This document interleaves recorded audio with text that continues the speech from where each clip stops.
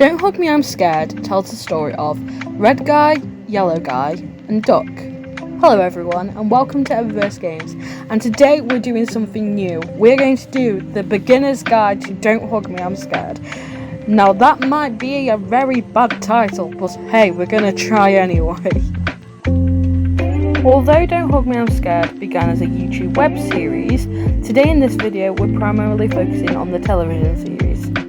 Season 1 contains 6 episodes where our titular colourful protagonists learn something from jobs to electricity, usually taught by interesting and unique teachers.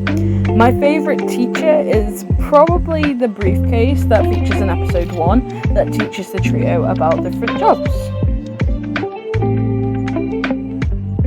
As we can see, Red Guy is made of red strings and he's got 2 little eyes on top of his head. He is also the tallest of the 3 main characters by quite a lot, mostly because he's played by an actual person rather than being a puppet. He's quite possibly the most mature of the group, I'd say, but he's also most like the most pessimistic of the group. He does sometimes show that he does care for the other 2, for Yellow Guy and Duck, albeit sometimes quite badly. During the different lessons that they're taught, he seems entirely disinterested and would much rather do nothing, particularly in episode 1 where during the job song he's like, let me just sit here instead please, thank you very much. Yellow Guy is the most childlike of the 3. He radiates innocence and naivety, and that Red Guy and Duck just don't. He's also quite sensitive, getting incredibly upset when Duck kills a butterfly. Yellow Guy is quite possibly my favourite character of the show. There's just something about him I love. Is it his little hair? Is it his little overalls? Is it the little absent look in his eyes? Who knows?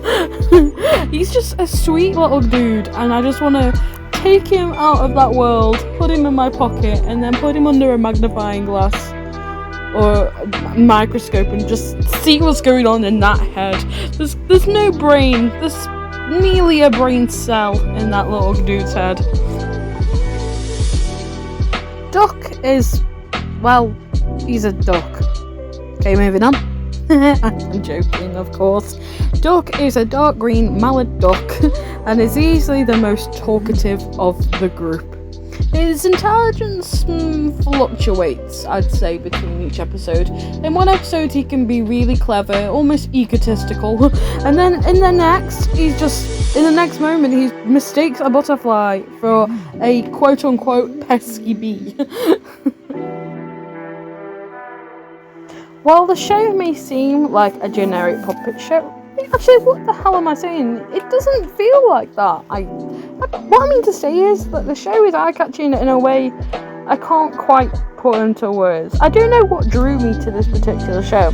I think morbid curiosity out of anything else. I saw many compilations of like the funny moments from the show, and I thought this is so stupid, but like in a good way. It's a good goofy, a good kind of cheesy. I don't know, I think the compilation included quite a few scenes from the first episode, which is good, because that means it drew me in from the beginning. It's like my friend recommended me a book, and she said, oh, it gets good after the second one, and I'm like, well, that's not good, is it? It should draw me in with the first one. So, bright colours, puppets, even though, obviously, like I said before, Red Guy, it's quite obvious it's a guy in a suit. So obviously the show isn't just a comedy, obviously it's a horror comedy. And that it doesn't shy away from the horror of the show. There's gruesome bits, there's bits that make you go, what the hell? There's, I think it's episode 4 or 5, maybe 3. I'm gonna have to check.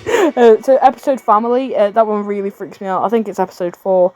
It's such a strange episode, but it's so good. Like, I love the horror element, and I think it does a good job.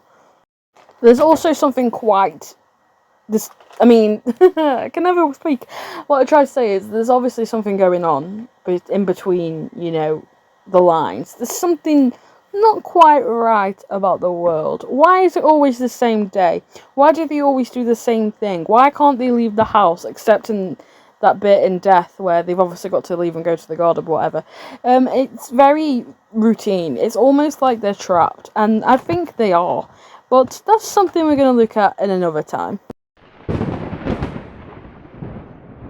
I really hope you enjoyed this beginner's guide to Don't Hug Me, I'm Scared. I'm going to either carry on and talk about each episode individually, or I'm going to do a different beginner's guide. But I really hope this new mini-series is a hoot. If you did enjoy, please like, comment, and do subscribe if you're new. It's always fun to see you around. See you later, guys. Bye!